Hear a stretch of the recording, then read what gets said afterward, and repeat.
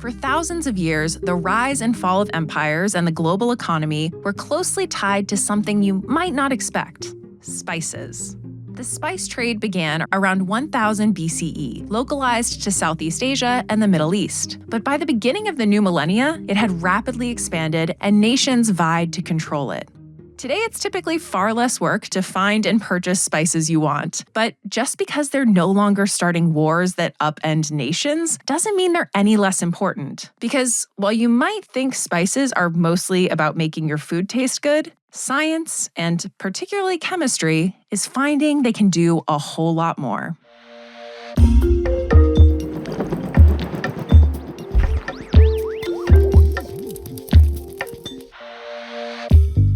Welcome to Tiny Matters, a science podcast about the little things that have a big impact on our society, past and present. I'm Sam Jones, and I'm joined by my co-host, Deboki Chakravarti. In today's episode, Sam and I will be talking about a handful of spices and sharing some of the fascinating history and science behind the molecules they contain, some of which are referred to as bioactive, meaning they have a positive effect on our health, possibly even preventing disease.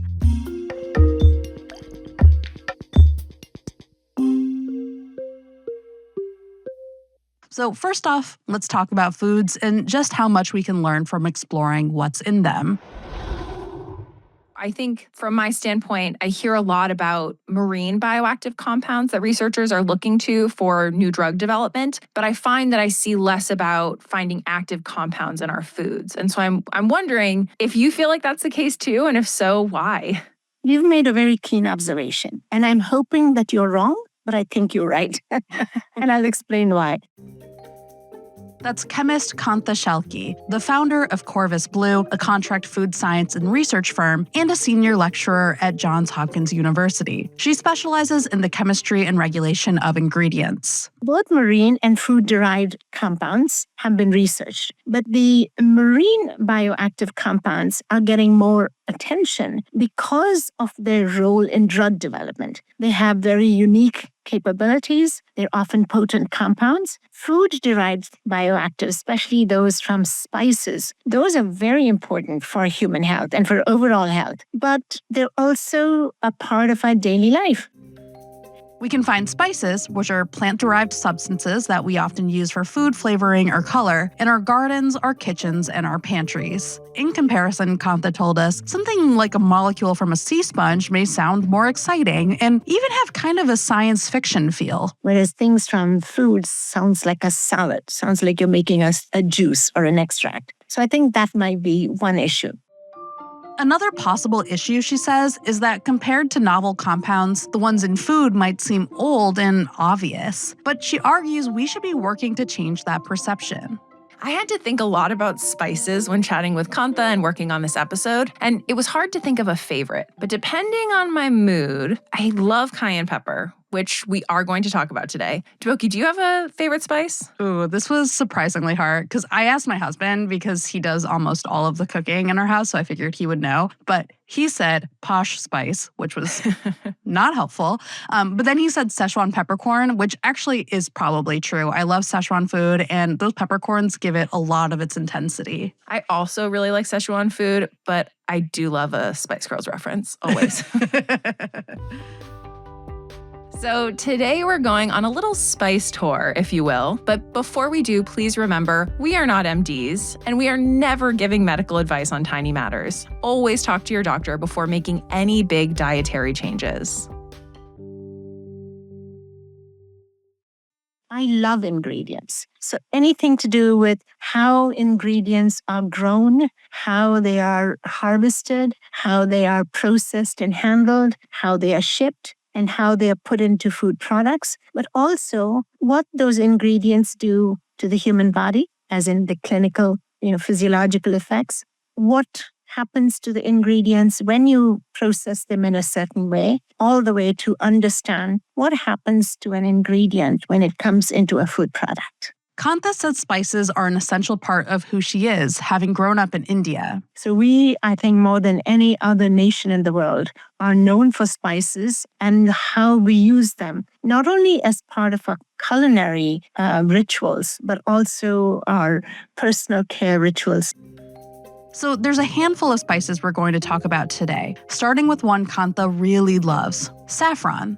Saffron comes from the Crocus sativus flower, commonly known as the saffron crocus. The beautiful, bright orange saffron threads you might see in food are actually the stamens of the flower, the little filaments at its center that release pollen. Kantha remembers picking them as a kid. It was part of our afternoon activity during the springtime when these saffron crocuses would peep out of the snow. And our school teachers would take us to the gardens and we would pick the saffron out and then we would bring it in. There would be a treat usually for what we did. And it would be this wonderful dessert, which is a creamy pudding, either with rice or with vermicelli. And it had sugar and nuts and different dried fruits. And then these strings of saffron on it. So that for me is what my childhood was made of. We're going to talk about some of the compounds in saffron that are intriguing scientists. But first, let's talk about how expensive saffron is, because that actually caught me off guard. Saffron can cost thousands of dollars per pound. One reference I found priced it at around $10,000 per pound. Yeah, you're typically using minute amounts of the spice, but that still makes it the most expensive food on Earth. In fact, you need to harvest around 50,000 flowers to get that pound of saffron, because each flower only has a few saffron threads. But beyond being a luxury spice, what scientists are now discovering is that saffron contains some important compounds, particularly compounds called crocins that Kantha told us are becoming increasingly recognized for their potential health benefits. They are responsible for the deep orange color, that golden color, but they also have some very unique antioxidant, anti-inflammatory, and most importantly, neuroprotective properties. Evidence is mounting that these compounds could help protect our central nervous system, particularly by blocking the activity of free radicals. Free radicals are molecules with an unpaired electron, which makes them unstable and highly reactive. They're made naturally when our cells generate energy, but in high amounts they can lead to serious cell and tissue damage. That damage has been linked to chronic inflammation in a number of diseases, including Alzheimer's and Parkinson's. Last year, researchers showed that one of the crocins, often just referred to as crocin, which I know is very confusing, can reduce neuroinflammation and cognitive impairment in mouse models of Alzheimer's disease. Scientists also studied the effect of crocin in rats with brain ischemia, which is where there isn't enough blood flowing to the brain, leading to the death of brain tissue. They found that giving the rats crocin helped prevent cell death in the hippocampus, improving their memory. There have been a number of other rat and mouse studies, and even studies in fruit flies, that have shown crocin might have a number of positive effects related to cognition and memory. It's much more challenging to investigate the effect of saffron's molecules in the human brain, but there's still been some interesting work. One study that I found fascinating looked at crocin's impact on participants undergoing methadone maintenance treatment. Methadone is a synthetic opioid and highly effective medication used to treat opioid use disorder, but it's also been associated with depression and anxiety. After 8 weeks of being given either a placebo or 30 milligrams of crocin per day, the participants given crocin showed a significant decrease in both depression and anxiety. Which is so interesting to me, and potentially super valuable. So I'm excited to see where all of this research goes, because based on the number of publications I was seeing, it has definitely picked up over the last decade. All right, now I want to talk about a spice that I think everyone knows, and I would guess has been told to consume at one point or another: ginger. During my first trimester of pregnancy, when I had some nausea, I had multiple doctors tell me that a ginger chew or hard candy could help a bit. Ginger is one of the oldest spices, and it was valued for a very long time for settling your stomach. Sailors noticed that if you took a piece of ginger, it calmed your stomach, especially when you were in turbulent seas. They would take a piece of ginger, wrap a piece of bread around it, and then consume it. But there's something fascinating about ginger's chemistry, and that is, it matters what kind of ginger you use. In fresh ginger, there's a lot of a compound called gingerol. It's responsible for that spiciness and warm feeling you get from ginger. But Kantha told us that when ginger is dried, you get something called shogal. And shogal, particularly 6-shogal, is responsible for those anti-nausea effects. Now, in sushi, you know how they have pickled ginger? That pickled ginger, it has a very different compound. It's a milder compound. It's called zingerone. Now, this one has a slightly sweet taste, but it also acts as an antibacterial. Kantha told us that the original reason that you get pickled ginger with your sushi is so that as you eat, the zingerone can counter any bacterial pathogens that might be lurking in the uncooked fish. Which I had no idea about until I talked to her. And now, really, I've just started liking the taste of ginger on sushi sometimes. So it's a win-win, I guess. Yeah. It really matters, therefore, is it fresh, dried, or pickled? Because each one of them is very different. The most fascinating point, about ginger that I like is that Queen Elizabeth I apparently created the first gingerbread men when she made cookies with this, because they would have travelers coming to the castle, the palace, and who often, because of their travels, had upset stomachs. So she would make these gingerbread cookies and give them to the travelers. And that's how ginger got into cookies. Oh, I love that. That's such a fun story. Now to pivot to a spice that I think some people might say is less soothing, but is delicious. I want to talk about cayenne pepper and capsaicin, because I feel like in my research, that's where I've found a lot of people are looking into capsaicin to help with a number of things. One thing that I think is so interesting and maybe counterintuitive to some is that it's being looked at for treating pain. And it seems to actually be quite effective at it. I mean, there's over-the-counter stuff that you can buy that is formulated with capsaicin for that purpose. And so I'm wondering, what is going on there? How does that work? How are we treating pain with something that people find painful? Very, very, very true. Well, did you know that cayenne pepper has been used for thousands of years, not just for the spicing, but to relieve pain? It was native to Central and South America. And so the Aztec and Mayan cultures apparently used them in their traditions, and particularly when they got injured. So how does this work? People have always wondered, shouldn't that hurt you more? Because when you put it in your mouth, it burns you. When you use cayenne pepper on your skin, its active compound capsaicin will bind to cell receptors on pain and heat-sensing neurons. It essentially tricks your nervous system into thinking you're on fire in that area, rerouting your body's pain signaling. So it's sort of like, I'm going to hurt you more here, so you'll forget that pain there. And it's a very odd combination of how it actually counters the pain, and it will slowly bring the pain down. In addition to pain-regulating lotions and patches, capsaicin is the active ingredient in pepper spray. Kantha also told us that people will sometimes add capsaicin to water and sprinkle it on their plants to deter deer, squirrels, and other animals. But apparently, birds are fine with capsaicin because, unlike us mammals, they don't have the pain receptors that capsaicin binds to. So fascinating. All right, on to another molecule that I think some people would also call spicy, although in a different way than capsaicin. I'm talking about cinnamon, a spice Kantha told us that at points over the last millennia has been considered worth its weight in gold. In ancient Egypt, it was used in embalming, and in China and India, it's been used in traditional medicines, believed to help with a number of conditions. In the 16th and 17th centuries, the Portuguese and Dutch battled over what is now Sri Lanka to gain control of the cinnamon trade. The main compound in cinnamon is cinnamaldehyde, which gives cinnamon its smell and flavor. But it's also a natural antimicrobial, meaning it kills bacteria and fungi, and an insecticide. It doesn't affect cats and dogs and other animals, but it's very effective against insects. It's fascinating how some species just are not responding to certain compounds the same way. I mean, it makes sense, right? But it is interesting to think that for capsaicin, it could work as a pesticide, but not for birds. For cinnamaldehyde, you're going to be able to target insects, but not a lot of other animals. So that's so interesting. But cinnamaldehyde is also being considered as a very good natural antimicrobial because it kills bacteria like E. coli. And I believe that's the reason how cinnamon came to be used in Asian cooking. We did not have access to refrigeration or cold weather. So meat had to be cooked immediately.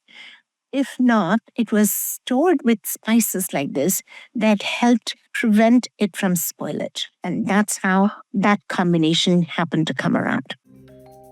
this all tracks with what I learned about Indian food growing up and why our food has all these spices in it. Obviously, it helps that spices like cinnamon make our food taste really good, but it's cool that there's this additional functionality. Yeah, as I was looking into it more and more, cinnamon is used in so many Asian dishes, even ones I hadn't thought of, like different braised meats and stews in Chinese cooking or Vietnamese pho broth.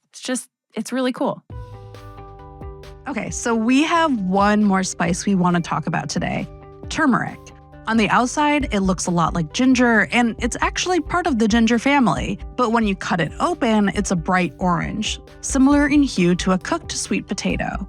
Turmeric is a big part of Indian culture. When I got married, I did this Bengali tradition called the Gai Hulud, which translates to turmeric on the body, and basically my family and family friends, they put turmeric all over my face. But not all of the news around turmeric has been good. It's possible you've seen the spice in the news, particularly over the last few years, for less savory reasons. There have been a number of recalls of turmeric due to lead contamination, mainly traced back to Bangladesh and India, where the United States gets most of its turmeric. Lead is incredibly dangerous for anyone. High levels can lead to permanent brain damage and even death, but it's particularly dangerous for children as their brains develop, putting them at risk for hearing loss, learning difficulties, and neurodevelopmental disorders, including schizophrenia. Back in 2010, the Times of India reported that during a raid of a spice manufacturing plant by the Indian Food and Drug Authority, over 100 bags of raw turmeric were found to be contaminated with lead chromate. In 2014, researchers collected turmeric samples from 18 households in rural Bangladesh and found that lead concentrations could be up to 483 parts per million. For reference, the allowable level of lead in turmeric is 2.5 parts per million.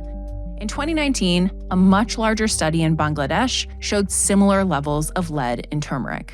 So why lead?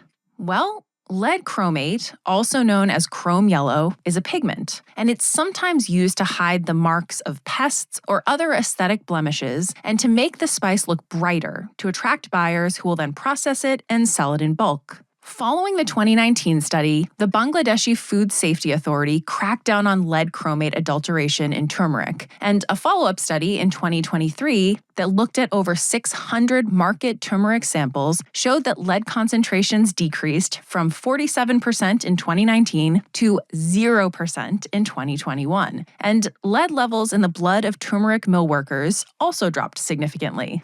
This whole lead chromate issue has nothing to do with the turmeric itself, but I felt like we needed to address it. Okay, now though, let's get on to the positives with turmeric. I have a special place in my heart for turmeric because it is one of the most revered spices, both in medicine and in cuisine for millennia. So in Asian culture, it's usually known as the golden goddess, because it's used in healing, it's used in balancing of digestion. One of the reasons, again, it's used in our cooking is because it works with the other compounds. And the magic in turmeric comes from its bioactives, a family of compounds called curcuminoids. The best known of the curcuminoids is curcumin, which is touted for its antioxidant and anti-inflammatory properties. And in part because of those qualities, it's being studied as a compound that could be used to prevent or treat cancer. And looking into cancer research in particular, I came across a review article that found that from 1983 to 2018, 4,738 papers were published on curcumin and cancer. So to say this compound is of interest feels like a serious understatement. But while scientists have seen in vitro it can affect a lot of signaling pathways and molecules involved in cancer, it's hard to pinpoint exactly how it would work as a method to prevent or treat the disease. And curcumin on its own is not super bioavailable, meaning it isn't well absorbed into the body. Combine it with other compounds, though, and it becomes more impactful. When you take turmeric and you combine it with black pepper, and black pepper contains piperine, they combine together and they become far more bioavailable. So I remember my grandmother, the minute we started coughing, she would warm some milk with a couple of black peppercorns that were cracked, only cracked, so we could pick them out. So she'd put them in there and she'd warm the milk, and then she would stir in some honey and turmeric. That's what today I think the various coffee shops are selling, but it goes back to my childhood. What do you think the least appreciated spice with the most potential is in terms of bioactive compounds? To me, that's like asking a person which one of her children is her favorite. But what you're going to see now is another range of spices that are going to gain prominence. Cumin seeds, whether they are black cumin or just regular cumin, have a number of properties. We've been having problems with chickens and salmonella in chickens. Well, there's been some research that's been done in a couple of universities here that have shown that the oil or just the black cumin seed, if added to the chicken feed, actually cuts down their salmonella content. So it acts as an antibacterial, which then goes back to cumin is always a component of every Indian chicken curry dish because you want to make sure that you are countering. Even though it is cooked, you're making sure it's counted. I had no idea that black cumin seed was being pursued as an antibiotic alternative to reducing salmonella in chicken feed. Both salmonella and antibiotic resistance are such huge issues at poultry farms, so it's really cool to see people pursuing these kinds of reduction strategies. But cumin doesn't stop there. Cumin oils are now being used as facials. So you want to manage to balance the microbials on your skin. So this used to be the regimen of queens like Cleopatra. They're now coming back, and you'll see black cumin oil and fennel also for that matter in various personal care products. I feel like spices kind of do it all. They sure do. So after chatting with Kantha, I actually Googled cumin oil for, and the first thing that popped up was cumin oil for hair. So I didn't know this was such a big industry. I guess we're all just trying to have hair like Cleopatra. Aren't we though?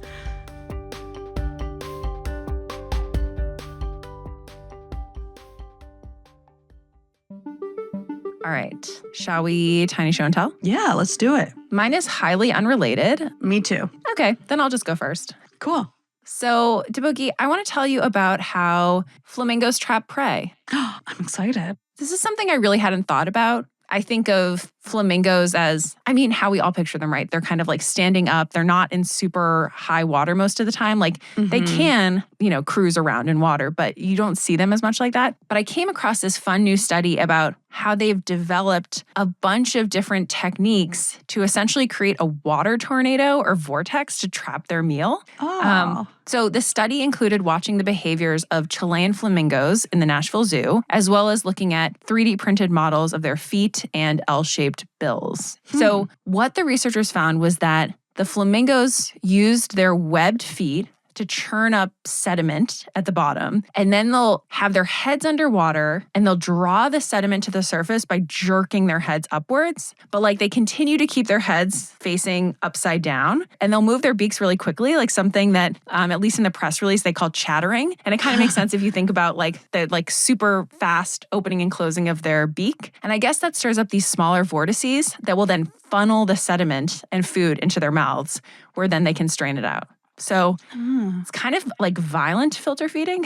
Right, yeah. But yeah, I thought that was kind of cool because I hadn't really thought about it. Yeah, I think of filter feeding as so passive, but it's not. Especially what you're talking about. That's pretty intense. Exactly.